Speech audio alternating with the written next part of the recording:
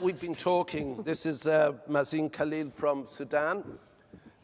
He was brought up in Liverpool, Falkirk, Dundee, Dubai. He lives and works in Sudan. He's invented this incredible modern health device that is now spreading out throughout Africa and throughout the Middle East, and certainly will be in Europe and the United States sometime soon. He's got a company called Sudamed.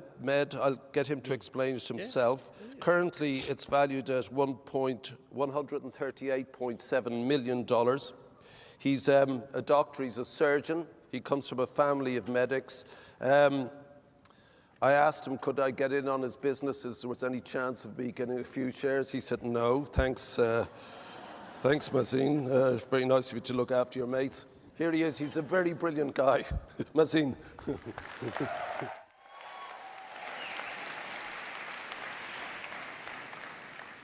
I'm trying to learn it. Sawadi. How are you guys? Sudan is considered one of the poorest countries in the world, with a GDP of less than 1,500. Career prospects, very slim.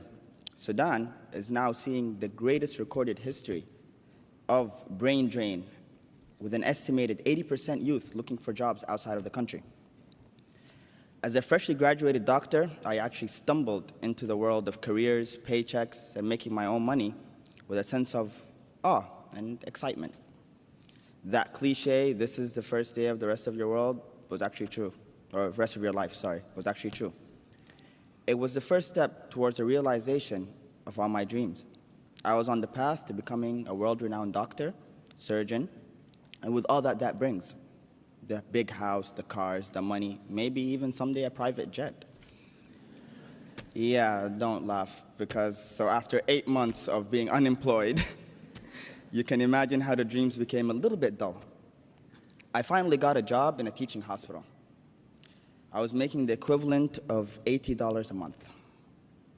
When I talked to my friends and colleagues living in other countries, UK, US, etc., I found out they were making between $4,000 to $7,000 for the exact same job.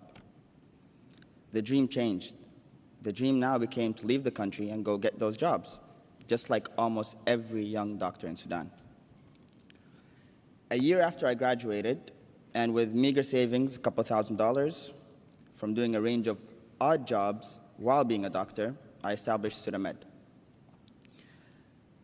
a company that is dedicated to providing healthcare solutions. Within the last 3 years, we have grown to almost 700 employees.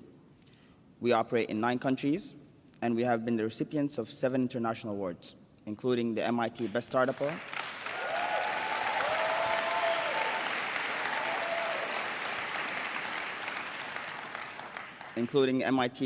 Award, and the King Abdullah Award for Youth Innovation and Achievement, sorry, it's really long, in Jordan.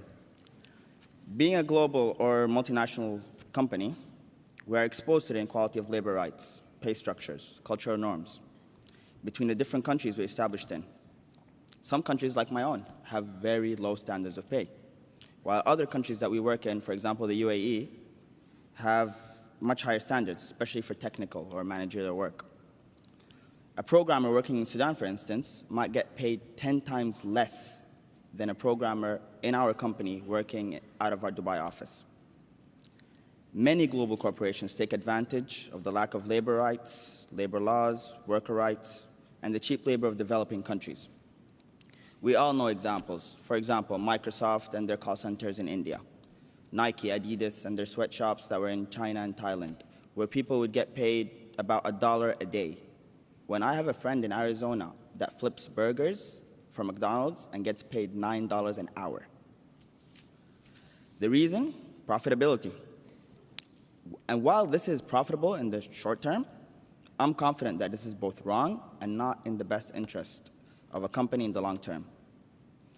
We as a company found this to be unjust, and also realized that while our largest employee base was currently in Sudan, we were losing a lot of our best employees to the Gulf, to Europe, to the States. After actually spending time and money training them, Our employee turnover in Sudan was at least 50 times more than it was in Dubai.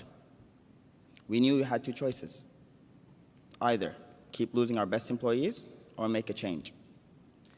I also remembered that feeling of inadequacy when comparing my salary in Sudan to my salary of my friends in the US or the UK. It actually undermined my personal dignity. This is when we adopted the standard pay policy that has been in effect since January 2015. No matter which office, which country, based on the highest salary available, all equivalent employees, for example, programmers, would get paid the same. Today, we're proud to announce that we have an employee satisfaction.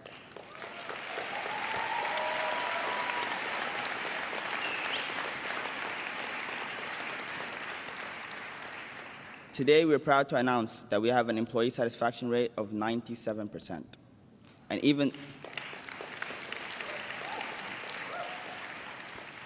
even though our overheads have increased dramatically, we reached record sales.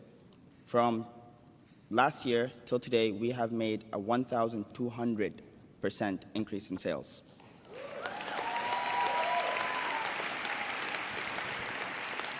When balanced with our overheads, our profits increased by almost 500%. Since the adoption of our standard pay policy, our valuation actually increased 3 times, and we are now valuated at just north of $250 million.